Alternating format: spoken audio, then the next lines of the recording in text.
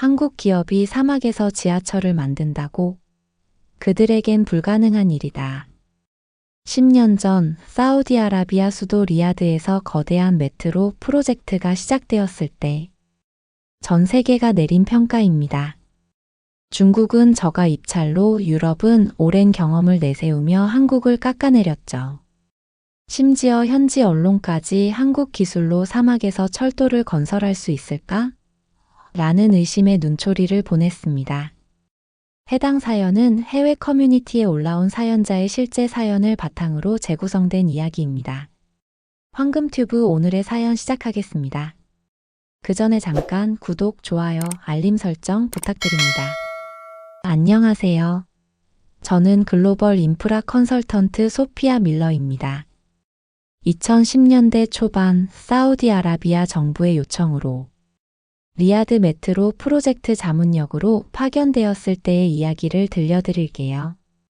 사우디아라비아는 국가 현대화 계획의 일환으로 수도 리야드에 거대한 지하철 시스템을 건설하기로 결정했어요. 이 프로젝트는 총 6개 노선 176km에 달하는 초대형 인프라였죠. 전 세계 건설 기업들이 이 황금 같은 기회를 놓치지 않으려고 혈안이 되어 있었습니다. 처음 리야드에 도착했을 때 저는 유럽과 미국의 거대 건설사들이 이미 진을 치고 있는 것을 보았어요. 특히 중국 기업들은 국가 차원의 전폭적인 지원을 받으며 공격적인 입찰 전략을 펼치고 있었죠. 그런 와중에 삼성 C&T와 삼성물산을 중심으로 한 한국 컨소시엄이 참가한다는 소식이 들려왔습니다. 한국 기업이라고? 중동에서 대형 철도 프로젝트를 해본 경험이 있나? 솔직히 저는 의아했어요. 그때까지 중동 건설 시장에서는 유럽, 미국, 중국 기업들이 주도권을 쥐고 있었으니까요. 첫 회의에서 삼성팀을 만났을 때 그들은 조용하지만 자신감 넘치는 모습이었습니다. 팀장 박민수 씨는 차분한 목소리로 저희는 기술로 승부하겠습니다 라고 말했어요. 당시 저는 그 말이 단순한 수사인 줄 알았죠. 하지만 중국과 유럽 기업들은 이미 한국 팀을 견제하기 시작했어요. 중국 컨소시엄은 한국보다 30% 낮은 가격을 제시하며 사우디 정부를 유혹했고, 유럽 기업들은 한국은 이런 규모의 프로젝트를 해본 적이 없다며 의심의 씨앗을 뿌렸습니다. 더 충격적인 건 현지 언론이었어요. 어느 날 아침 주요 신문의 한국 기술력으로 사막 환경에서 철도를 건설할 수 있을까? 라는 의문을 제기하는 기사가 실렸죠. 나중에 알고 보니 경쟁 기업의 로비로 작성된 기사였습니다만, 당시에는 사우디 정부 관계자들에게 큰 영향을 미쳤어요. 입찰 과정을 지켜보며 저는 한국 팀이 불리한 상황에 처했다고 생각했어요. 가격 경쟁에서는 중국에 밀렸고 신뢰도 면에서는 유럽에 뒤처졌으니까요. 하지만 삼성팀은 포기하지 않았습니다. 그들은 풀스팬 런칭 메소드, 터널, 보링 머신, 무인 자동 운행 시스템 등 세계 최고 수준의 기술력을 내세웠어요. 특히 터널 보링 머신 기술은 사막의 열악한 환경에서도 안정적인 굴착을 가능하게 하는 핵심 기술이었죠. 중국처럼 가격으로 밀어붙이지 않는 한 한국이 이길 방법이 있을까? 저는 의구심을 품고 있었지만 동시에 그들의 기술력에 조금씩 관심이 생기기 시작했습니다. 그들의 눈빛에서 느껴지는 자신감은 근거가 있어 보였거든요. 입찰 마감 한 주 전 사우디 정부는 최종 프레젠테이션을 요청했습니다. 이제 진짜 승부가 시작되는 순간이었어요. 과연 삼성팀은 어떤 승부수를 던질까? 저는 그날 밤 한국팀의 전략이 궁금해 잠을 설쳤답니다. 최종 프레젠테이션 날, 저는 긴장감에 휩싸인 채 회의실에 들어섰어요. 유럽, 미국, 중국 기업들의 발표가 먼저 진행됐는데 모두 화려한 그래픽과 거창한 약속으로 가득했죠. 특히 중국 측은 최저가로 최고 품질을 강조하며 사우디 관계자들의 마음을 사로잡는 듯 했습니다. 드디어 한국 컨소시엄의 차례가 왔어요. 삼성팀의 프레젠테이션은 예상과 달리 화려함보다는 실용성에 중점을 두고 있었습니다. 박민수 팀장은 두바이, 싱가포르, 말레이시아에서의 성공적인 프로젝트 사례를 차분히 설명했어요. 저희는 약속보다 결과로 말하겠습니다. 박민수 씨의 첫 마디에 회의실이 조용해졌어요. 그는 이어서 삼성이 개발한 풀 스팬 런칭 메소드가 어떻게 공사 기간을 단축하고 안전성을 높이는지 실제 데이터와 함께 보여주었죠. 특히 인상적이었던 건 터널 보링 머신에 관한 설명이었어요. 저희는 직경 9.8m의 2대 터널 보링 머신을 사용해 하루 최대 굴진 기록을 세웠습니다. 이 기술은 사막의 불안정한 지반에서도 안전하고 정밀한 굴착을 가능하게 합니다. 저는 점점 그들의 발표에 빠져들고 있었어요. 화려한 약속이 아닌 검증된 기술과 구체적인 해결책을 제시하는 모습이 신뢰감을 주었거든요. 기술력으로 싸우겠다는 건가? 저는 그제서야 한국팀의 진짜 전략을 이해하기 시작했습니다. 발표가 끝나고 질의응답 시간 예상대로 중국 측에서 공격적인 질문을 던졌어요. 한국 기업은 사막 환경에서의 경험이 부족한데 어떻게 이 프로젝트를 성공시킬 수 있나요? 박민수 씨는 미소를 지으며 대답했습니다. 저희는 말레이시아 고원지대의 극한 환경에서도 성공적으로 철도를 건설했습니다.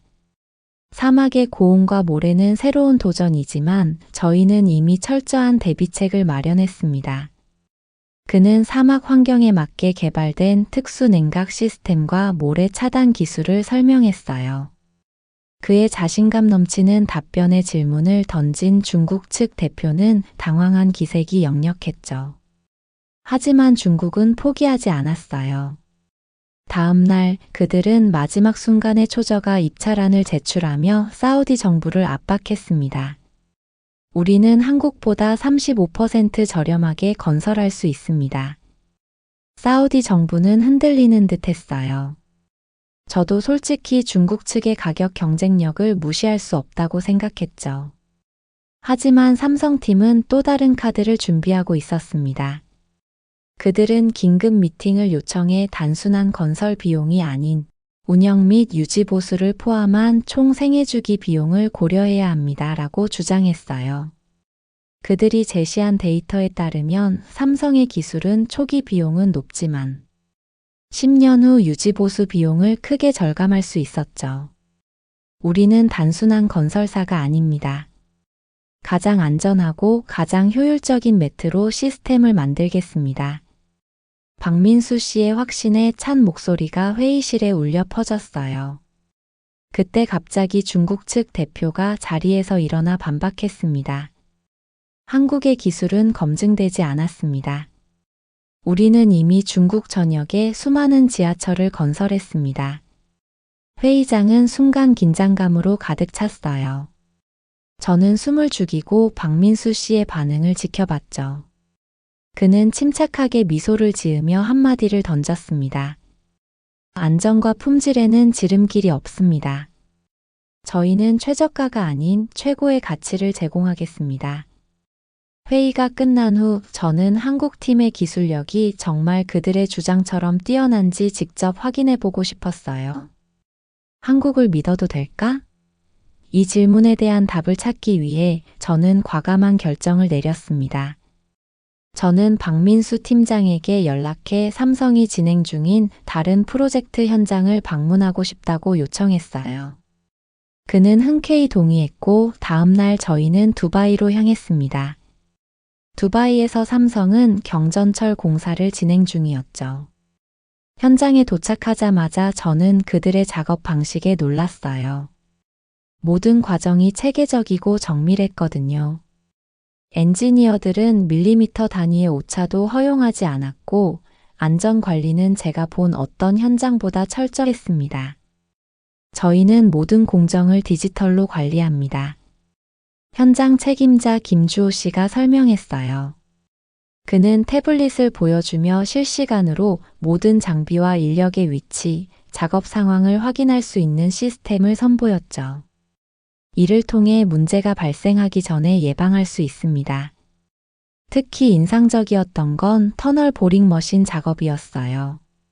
거대한 기계가 지하를 파고들며 정확하게 터널을 형성하는 모습은 경이로웠습니다.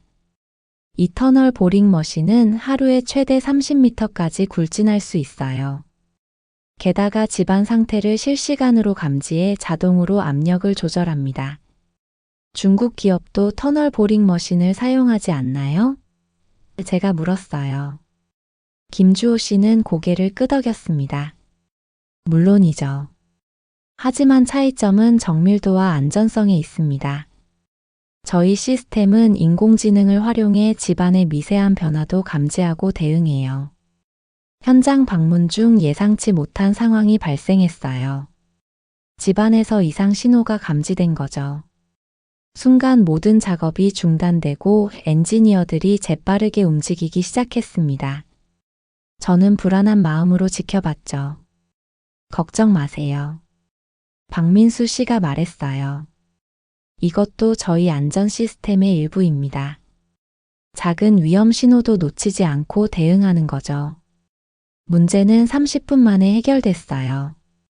나중에 알고 보니 실제 위험은 아니었고 센서가 감지한 미세한 집안 변화였다고 해요. 하지만 그들의 신속하고 체계적인 대응은 저를 감동시켰습니다. 우리는 가격이 아니라 결과로 승부합니다. 박민수 씨의 말이 이제야 이해됐어요. 그들은 말로만 기술력을 강조한 게 아니라 실제로 최고 수준의 기술과 안전 시스템을 갖추고 있었던 거죠. 두바이 현장을 떠나기 전 저는 현지 책임자에게 솔직한 질문을 던졌어요. 삼성의 강점이 뭐라고 생각하세요?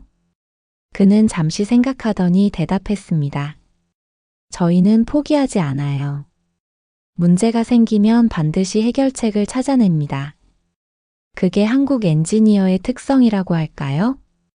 리야드로 돌아오는 비행기 안에서 저는 깊은 생각에 잠겼어요. 지금까지 저는 유럽이나 미국 기업들의 화려한 프레젠테이션에 익숙했거든요. 그에 비해 한국 팀은 조용하지만 실질적인 접근법을 보여줬습니다. 이게 바로 그들의 경쟁력인가? 리야드에 도착하자마자 저는 충격적인 소식을 들었어요. 중국 측에서 삼성팀의 기술력에 대한 의혹을 제기하는 보고서를 사우디 정부에 제출했다는 거였죠.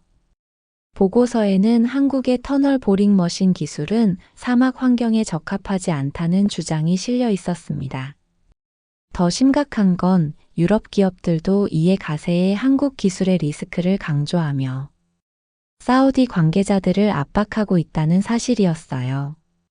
상황이 점점 불리하게 돌아가고 있었죠.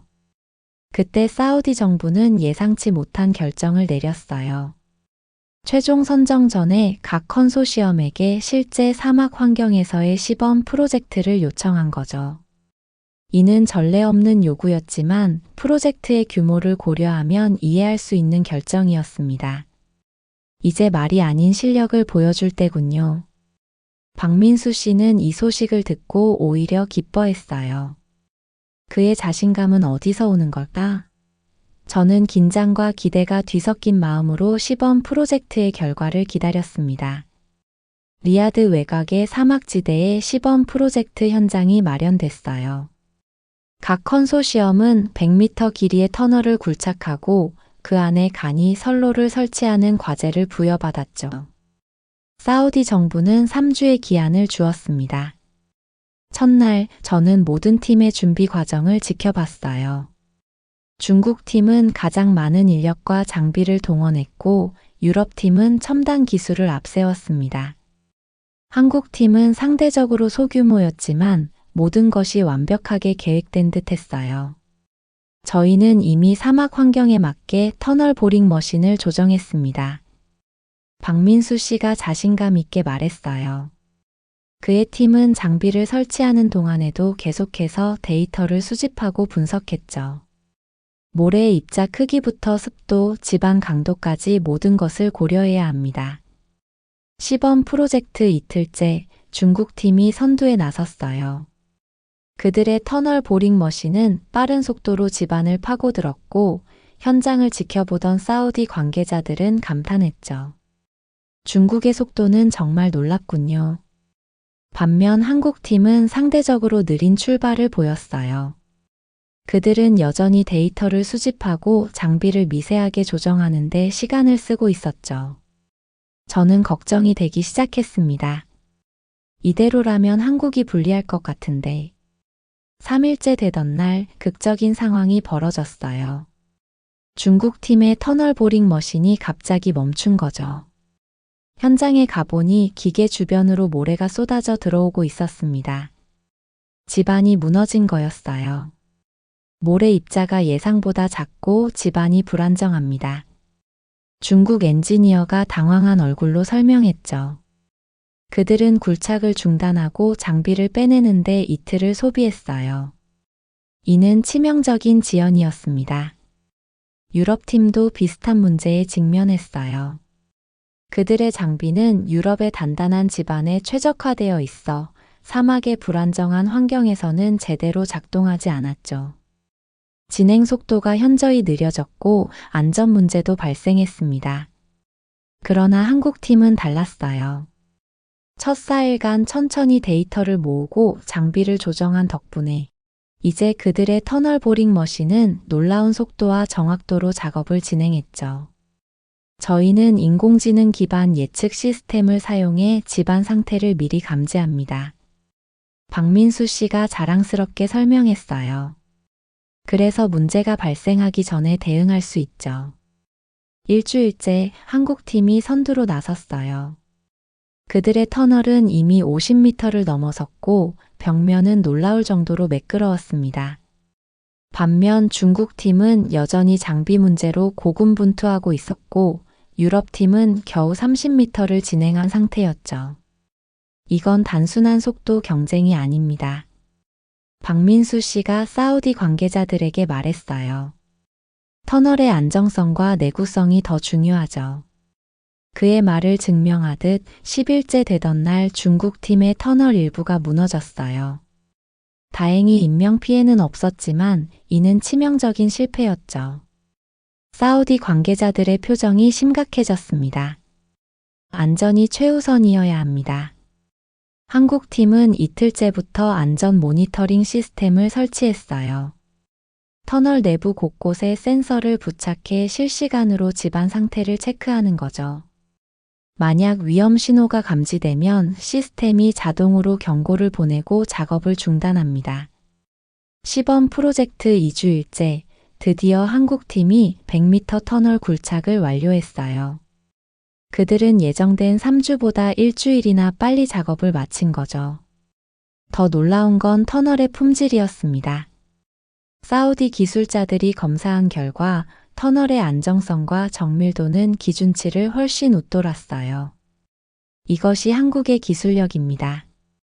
박민수 씨가 자부심 넘치는 목소리로 말했어요. 그의 눈에는 승리의 기쁨이 가득했죠. 반면 중국팀은 결국 시범 프로젝트를 완료하지 못했어요. 두 번의 터널 붕괴로 인해 작업이 크게 지연됐고 사우디 정부는 안전상의 이유로 그들의 작업을 중단시켰죠. 유럽팀은 간신히 프로젝트를 마쳤지만 속도와 품질 면에서 한국에 크게 뒤처졌습니다. 시범 프로젝트가 끝난 후 사우디 정부 관계자는 저에게 물었어요. 밀러 씨, 당신의 전문가적 의견은 어떤가요? 저는 망설임 없이 대답했습니다. 한국 팀의 기술과 접근법이 이 프로젝트에 가장 적합해 보입니다. 그들은 단순히 빠른 속도만 추구하는 게 아니라 안전과 품질을 함께 고려하고 있어요. 시범 프로젝트 결과가 나온 지 일주일 후 사우디 정부는 최종 결정을 위한 회의를 소집했어요. 저는 자문 역할로 참석했고 각 컨소시엄의 대표들도 자리에 함께했습니다. 회의실 분위기는 팽팽한 긴장감으로 가득 찼죠. 사우디 교통부 장관이 먼저 입을 열었어요. 우리는 리야드 메트로 프로젝트의 중요성을 잘 알고 있습니다. 이는 단순한 교통 시스템이 아닌 우리 국가의 미래를 위한 투자입니다. 그의 말을 들으며 저는 심장이 빠르게 뛰는 것을 느꼈어요. 지난 몇 개월간 지켜본 한국팀의 노력이 이제 결실을 맺을 순간이었거든요.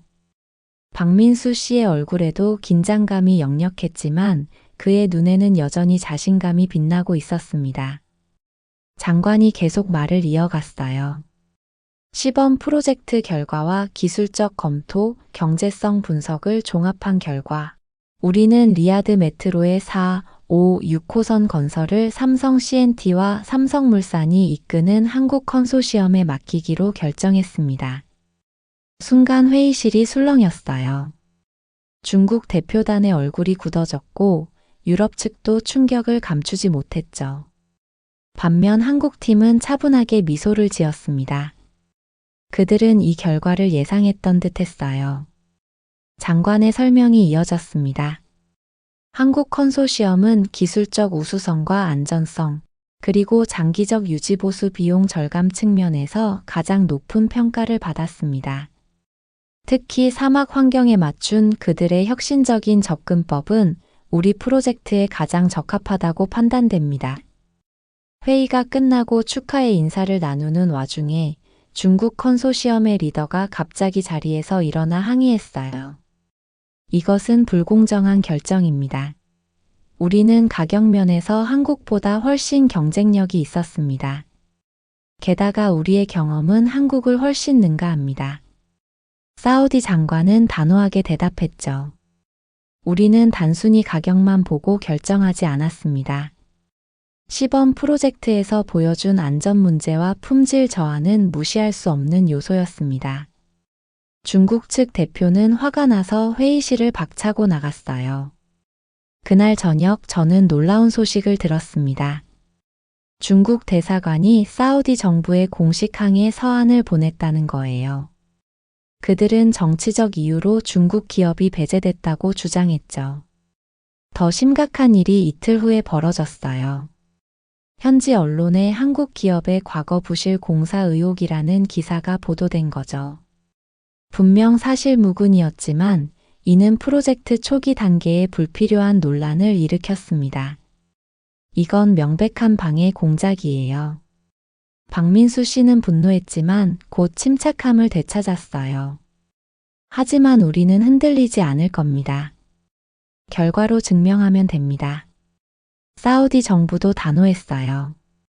그들은 공식 성명을 통해 모든 결정은 투명하고 공정한 평가를 통해 이루어졌다고 밝혔죠. 그럼에도 불구하고 중국의 압박은 계속됐어요. 한국 컨소시엄이 본격적인 공사 준비를 시작한 첫 주 건설. 장비 일부가 세관에서 억류되는 사건이 발생했습니다. 기술적 문제로 검사가 필요하다는 이유였지만 이면에는 중국의 압력이 작용했다는 소문이 돌았어요. 한국팀은 이런 방해에도 굴하지 않았습니다.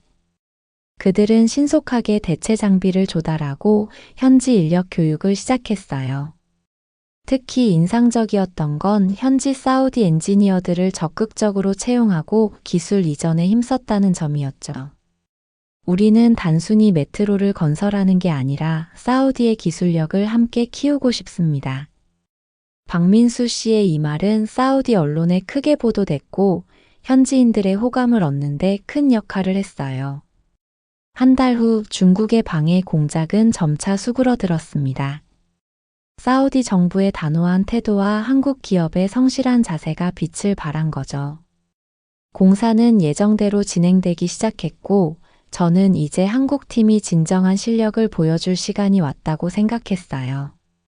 그리고 드디어 2014년 4월 리야드 메트로 4, 5, 6호선의 첫 삽을 뜨는 기공식이 열렸습니다. 사우디 왕실 인사들과 정부 고위 관료들이 참석한 가운데 화려한 행사가 진행됐어요. 박민수 씨는 짧지만 강렬한 연설을 했습니다. 오늘은 단순한 시작이 아닙니다. 사우디와 한국의 새로운 협력 시대가 열리는 날입니다. 저희는 최고의 기술과 열정으로 리야드의 세계 최고의 메트로 시스템을 건설할 것을 약속드립니다. 기공식 후 열린 리셉션에서 사우디 교통부 장관이 저에게 다가와 말했어요. 밀러 씨, 당신의 조언이 큰 도움이 됐습니다. 우리는 올바른 선택을 한 것 같군요. 저는 미소 지으며 대답했습니다. 이제 시작일 뿐입니다. 앞으로의 여정이 더 중요하죠. 리야드 메트로 공사가 본격적으로 시작된 지 6개월이 지났을 때 예상치 못한 위기가 찾아왔어요. 사막의 모래 폭풍이 역대 최악의 수준으로 리야드를 덮친 거죠. 평소 같으면 며칠간 작업을 중단하고 폭풍이 지나가길 기다리는 상황이었습니다. 이대로라면 일정에 차질이 불가피해요. 현장 책임자 김주호 씨가 걱정스러운 얼굴로 말했어요. 저는 그날 현장을 방문해 상황을 점검하고 있었죠. 그런데 박민수 씨의 반응은 달랐어요. 이미 대비책을 마련해 놨습니다. 그는 자신감 넘치는 목소리로 말했어요. 그가 꺼내온 것은 모듈식 작업 시스템이라는 새로운 공법이었습니다. 저희는 주요 공정을 실내에서 진행할 수 있도록 설계했습니다. 모래 폭풍이 와도 작업을 계속할 수 있죠. 그의 설명대로 터널 세그먼트 제작은 대형 실내 공장에서 이루어지고 있었어요.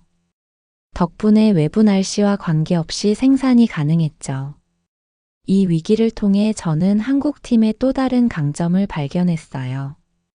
그들은 문제가 발생하기 전에 이미 대비책을 마련해 놓는다는 점이었죠. 우리는 항상 최악의 상황을 가정하고 준비합니다. 박민수 씨의 말이 귓가에 맴돌았어요. 모래 폭풍이 지속되는 3주 동안 다른 공구의 공사는 대부분 중단되었지만 한국팀은 약 70%의 작업 효율을 유지했습니다. 이는 사우디 관계자들에게 깊은 인상을 남겼어요. 한국 엔지니어들은 정말 대단합니다. 사우디 교통부 담당자가 감탄했어요. 그들은 항상 한 발 앞서 생각하는 것 같아요. 그러나 더 큰 도전은 이제 시작이었습니다. 리야드 중심부를 관통하는 5호선 구간은 복잡한 지하 시설물과 좁은 도로로 인해 난공사로 꼽혔어요. 게다가 이 구간은 왕궁과 정부 청사가 밀집한 지역이라 어떤 사고도 허용되지 않았죠. 이 구간은 전통적인 방식으로는 공사가 불가능합니다. 유럽 컨설턴트 중 한 명이 회의에서 지적했어요. 최소 3년은 걸릴 거예요. 그런데 한국팀은 다시 한번 혁신적인 해결책을 내놓았습니다. 그들은 풀 스팬 런칭 메소드라는 특수 공법을 적용하기로 했어요. 이 공법은 터널의 상부 구조를 공장에서 사전 제작한 후 현장에서 조립하는 방식이었죠. 이 방법을 사용하면 지상 교통 혼잡을 최소화하고 공사 기간을 30% 단축할 수 있습니다. 박민수 씨가 자신 있게 설명했어요. 그의 말을 들으며 저는 속으로 감탄했습니다. 그들은 항상 더 나은 방법을 찾아내는구나. 공사가 1년째 접어들 무렵 저는 다른 컨소시엄이 맡은 구간도 방문할 기회가 있었어요. 1, 2, 3호선은 미국, 유럽, 중동 기업들로 구성된 컨소시엄이 맡고 있었죠. 그들의 공사 현장은 한국 팀과는 확연히 달랐습니다. 그들은 더 많은 인력을 투입하고 있지만 효율성은 우리보다 낮아요. 김주호 씨가 자랑스럽게 말했어요. 실제로 데이터를 비교해 보니 한국 팀은 인력 대비 생산성이 약 30% 높았습니다. 가장 인상적이었던 건 현지 인력 교육 프로그램이었어요. 한국 팀은 사우디 젊은이들을 적극적으로 채용해 기술 교육을 시키고 있었죠. 우리는 기술을 전수하며 함께 성장하고 싶습니다. 박민수 씨의 이 철학은 사우디 사회에서 큰 호응을 얻었어요. 공사 2년 차에 접어들었을 때 모든 것이 순조롭게 진행되는 듯 했어요. 그러나 또 다른 위기가 찾아왔습니다. 국제 유가 하락으로 사우디 정부의 재정 상황이 악화된 거죠. 일부 정부 프로젝트가 축소되거나 연기되는 상황에서 리야드 메트로 예산도 재검토 대상이 됐어요. 예산 삭감이 불가피합니다. 사우디 재무부 관계자가 발표했을 때 프로젝트의 미래가 불확실해졌어요. 모든 컨소시엄이 비상회의를 소집했고 대부분은 공사 일정 연장과 추가 비용 청구를 요구했습니다. 그러나 한국팀의 대응은 달랐어요.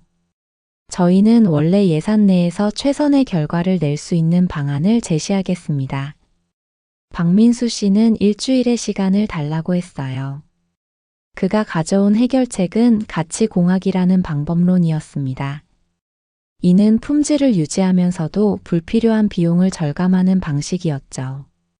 저희는 자재 공급망을 최적화하고 공정 순서를 재조정하여 약 20%의 비용을 절감할 수 있습니다. 더 놀라운 건 그가 제안한 에너지 자립형 역사 개념이었어요. 태양광 패널과 첨단 단열재를 활용해 역사의 운영 비용을 크게 줄이는 방안이었죠. 초기 투자는 조금 더 들지만 장기적으로는 훨씬 경제적입니다. 사우디 정부는 한국팀의 제안에 크게 감명받았어요. 그들은 단순히 비용 문제를 넘어 장기적인 가치와 지속 가능성을 고려한 해결책을 제시했거든요. 결국 예산 재검토 과정에서 4, 5, 6호선은 거의 삭감 없이 진행될 수 있었습니다. 공사 4년 차 저는 오랜만에 리야드를 방문했어요. 이전에 보았던 공사 현장은 완전히 달라져 있었습니다. 삼성 C&T와 삼성물산이 맡은 4, 5, 6호선은 이미 60% 이상 완공된 상태였죠. 반면 다른 호선들은 약 45% 정도의 공정률을 보이고 있었어요. 어떻게 이렇게 빠른 진행이 가능한 건가요? 제가 놀라서 물었죠. 박민수 씨는 미소를 지으며 저를 특별한 장소로 안내했어요. 그곳은 디지털 트윈 센터라고 불리는 곳이었습니다. 거대한 스크린들이 벽을 가득 채우고 있었고 엔지니어들이 복잡한 데이터를 분석하고 있었죠. 이것이 저희의 비밀 무기입니다. 박민수 씨가 자랑스럽게 말했어요. 저희는 공사 현장의 모든 것을 디지털로 복제했어요. 실시간으로 모든 장비, 인력, 자재의 움직임을 추적하고 최적화합니다. 디지털 트윈 기술은 제가 들어본 적은 있지만 이렇게 대규모 건설 현장에 적용된 사례는 본 적이 없었어요. 화면에는 공사 현장의 모든 요소가 3차원으로 표현되어 있었고 알고리즘이 자동으로 최적의 작업 순서와 자원 배분을 계산하고 있었죠. 이 시스템 덕분에 저희는 자원 낭비를 최소화하고 작업 효율을 극대화할 수 있어요. 덕분에 일정을 약 20% 단축할 수 있었죠. 박민수 씨의 설명에 저는 입이 떡 벌어졌어요. 더 놀라운 건 터널 보링 머신의 운영 방식이었어요. 그들은 인공지능을 활용해 집안 상태에 따라 굴착 속도와 압력을 실시간으로 조정했습니다. 이 기술 덕분에 저희는 하루 최대 30m의 굴진 기록을 세웠어요. 이는 세계 최고 수준입니다. 5호선 공사 현장을 방문했을 때 저는 또 다른 혁신 기술을 목격했어요. 그들은 자율주행 운반 시스템을 도입했는데 무인 차량이 자재를 정확한 위치로 운반하는 모습이 마치 미래 영화의 한 장면 같았습니다. 이 시스템을 도입한 후 작업자 안전사고가 90% 감소했어요. 김주호 씨가 자랑스럽게 말했죠. 안전이 최우선이니까요. 한편 당시 1, 2, 3호선을 맡은 다른 컨소시엄들은 여전히 전통적인 방식으로 공사를 진행하고 있었어요. 그들도 물론 첨단 장비를 사용했지만 한국 팀처럼 시스템 전체를 디지털화하진 않았죠.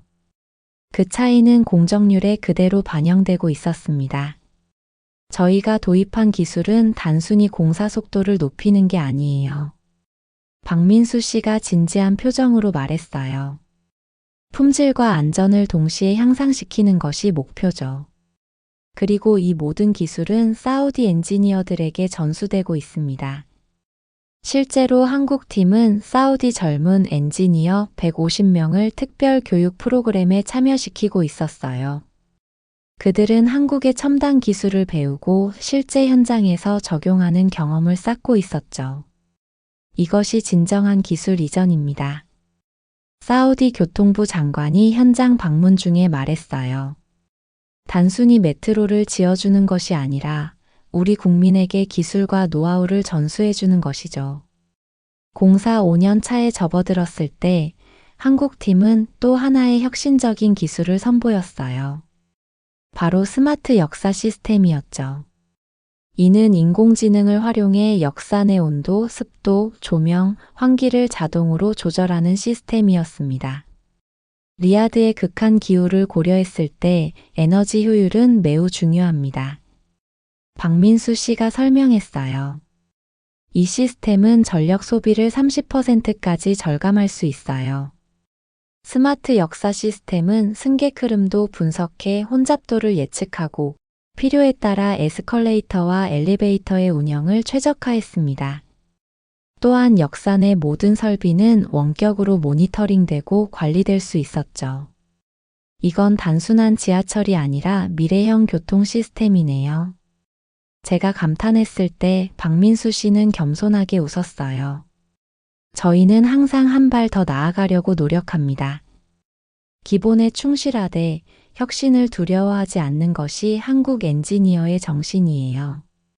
리야드 메트로 공사가 6년 차에 접어들 무렵 국제건설협회에서는 올해의 혁신적 인프라 프로젝트로 리야드 메트로 4, 5, 6호선을 선정했어요. 심사위원들은 디지털 기술과 전통적인 건설 방식의 완벽한 융합이라고 평가했죠.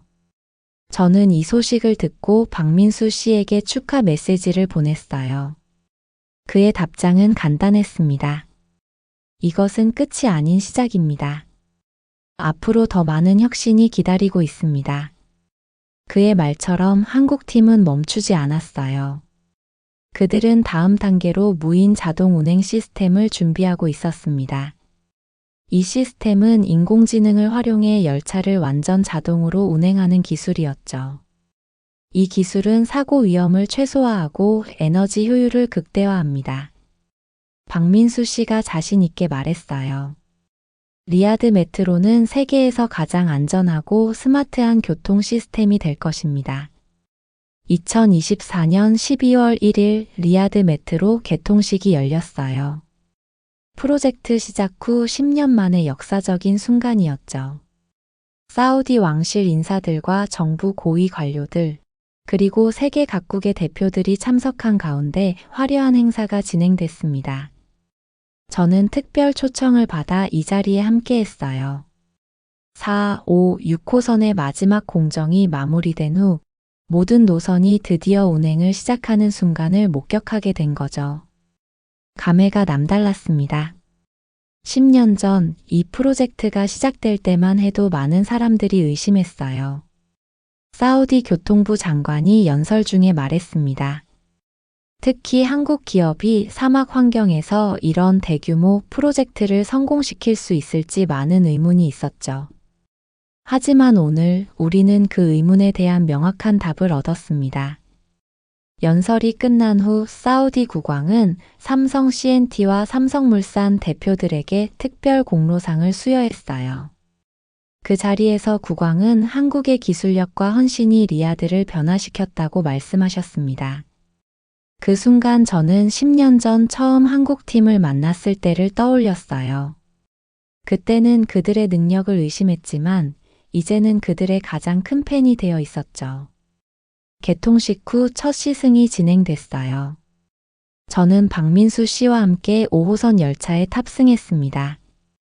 첨단 기술로 가득한 객차 내부는 그 자체로 미래 도시의 한 조각 같았어요. 완전 자동화된 무인 운행 시스템, 에너지 효율적인 냉방 시스템, 스마트 정보 디스플레이까지 모든 것이 완벽했습니다. 이게 정말 한국 기술로 만든 건가요? 같이 시승 중이던 사우디 젊은이가 감탄하며 물었어요. 박민수 씨는 미소로 답했지만 그의 눈에는 자부심이 가득했죠. 열차가 지하 깊숙한 터널을 지나갈 때 저는 창밖으로 보이는 터널 벽면이 얼마나 매끄러운지 놀랐어요. 이 터널은 모두 터널 보링 머신으로 뚫은 거예요. 덕분에 지상의 교통이나 건물에 전혀 영향을 주지 않고 공사할 수 있었죠. 박민수 씨의 설명에 저는 고개를 끄덕였습니다.